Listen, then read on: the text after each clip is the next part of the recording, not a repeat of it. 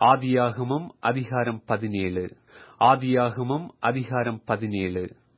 ஆபிராம் 99 வயதான போது கர்த்தர் ஆபிராமுக்கு தரிசனமாகி, நான் சர்வ வல்லமையுள்ள தேவன், நீ எனக்கு முன்பாக நடந்து கொண்டு உத்தமனாயிரு. நான் உனக்கும் எனக்கும் நடுவாக என் உடன்படிக்கையை ஏற்படுத்தி உன்னை மிகவும் திரளாய் பெருக பண்ணுவேன் என்றார். அப்பொழுது ஆபிராம் முகங்குப்புற விழுந்து வணங்கினான். தேவன் அவனோடு பேசி, நான் உன்னோடு பண்ணுகிற என் உடன்படிக்கை என்னவென்றால், நீ திரளான ஜாதிகளுக்கு தகப்பனாவாய். இனி உன் பேர் ஆபிராம் எனப்படாமல் நான் உன்னை திரளான ஜாதிகளுக்கு தகப்பனாக ஏற்படுத்தினபடியால் உன் பேர் ஆபிரகாம் எனப்படும். உன்னை மிகவும் அதிகமாய் பலுக பண்ணி உன்னிலே ஜாதிகளை உண்டாக்குவேன். உன்னிடத்திலிருந்து ராஜாக்கள் தோன்றுவார்கள். உனக்கும் உனக்கு பின்வரும் உன் சந்ததிக்கும் நான் தேவனாயிருக்கும்படி எனக்கும் உனக்கும் உனக்கு பின் தலைமுறை தலைமுறையாக வரும் உன் சந்ததிக்கும் நடுவே என் உடன்படிக்கையை நித்திய உடன்படிக்கையாக ஸ்தாபிப்பேன்.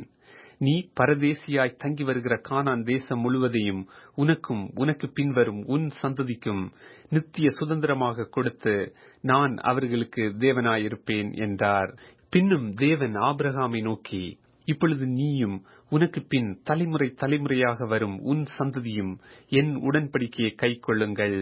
எனக்கும் உங்களுக்கும் உனக்கு பின்வரும் உன் சந்ததிக்கும் நடுவே உண்டாகிறதும் நீங்கள் கை கொள்ள வேண்டியதுமான என் உடன்படிக்கை என்னவென்றால், உங்களுக்குள் பிறக்கும் சகல ஆண் பிள்ளைகளும் விருத்த சேதனம் பண்ணப்பட வேண்டும். உங்கள் நுனி தோலின் மாம்சத்தை விருத்த சேதனம் பண்ண கடவீர்கள். அது எனக்கும் உங்களுக்கும் உள்ள உடன்படிக்கைக்கு அடையாளமாயிருக்கும். உங்களில் தலைமுறை தலைமுறையாக பிறக்கும் ஆண் பிள்ளைகள் எல்லாம் 8ஆம் நாளிலே விருத்த சேதனம் பண்ணப்பட வேண்டும். வீட்டிலே பிறந்த பிள்ளையும் உன் வித்தல்லாத அந்நியனிடத்தில் பணத்திற்கு கொல்லப்பட்ட எந்த பிள்ளையும் அப்படியே விருத்த சேதனம் பண்ணப்பட வேண்டும். உன் வீட்டிலே பிறந்த பிள்ளையும் உன் பணத்துக்கு கொல்லப்பட்டவனும் விருத்த சேதனம் பண்ணப்பட வேண்டியது அவசியம். இப்படி என் உடன்படிக்கையை உங்கள் மாம்சத்திலே நித்திய உடன்படிக்கையாக இருக்க கடவது. நுனி தோலின் மாம்சம் விருத்த சேதனம் பண்ணப்படாதிருக்கிற நுனி தோலுள்ள ஆண் பிள்ளை இருந்தால் அந்த ஆத்துமா என் உடன்படிக்கையை மீறினபடியால் தன் ஜனத்தில் இராதபடிக்கு அற்புண்டு போவான் என்றார். பின்னும் தேவன் ஆபிரகாமை நோக்கி, உன் மனைவி சாராயை இனி சாராய் என்று அழையாதிருப்பாயாக. சாராள் என்பது அவளுக்கு பேராயிருக்கும். நான் அவளை ஆசீர்வதித்து அவளாலே உனக்கு ஒரு குமாரனையும் தருவேன்.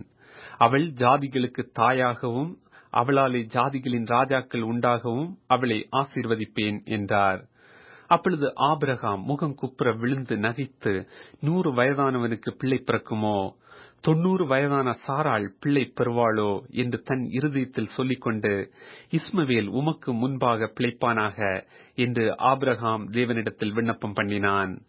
அப்பொழுது தேவன், உன் மனைவியாகிய சாராள் நிச்சயமாய் உனக்கு ஒரு குமாரனை பெறுவாள்.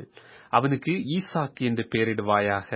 என் உடன்படிக்கையே அவனுக்கும் அவனுக்கு பின்வரும் அவன் சந்ததிக்கும் நித்திய உடன்படிக்கையாக ஸ்தாபிப்பேன். இஸ்மவேலுக்காகவும் நீ செய்த விண்ணப்பத்தை கேட்டேன்.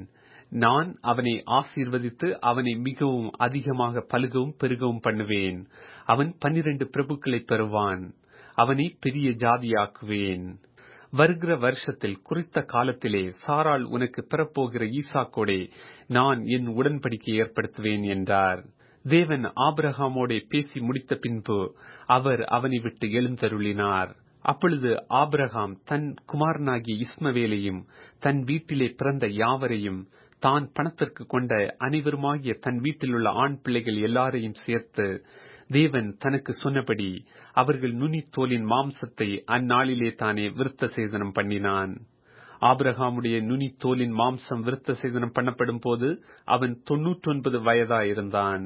அவனுடைய குமாரன் இஸ்மவேலுடைய நுனி தோலின் மாம்சம் விருத்த சேதனம் பண்ணப்படும் போது அவன் 13 வயதாயிருந்தான். ஒரே நாளில் ஆபிரகாமும் அவன் குமாரன் இஸ்மவேலும் விருத்த சேதனம் பண்ணப்பட்டார்கள். வீட்டிலே பிறந்தவர்களும் அந்நியரிடத்திலே பணத்திற்கு கொல்லப்பட்டவர்களும் ஆகிய அவன் வீட்டு மனுஷர்கள் எல்லாரும் அவனோட கூட விருத்த சேதனம் பண்ணப்பட்டார்கள்.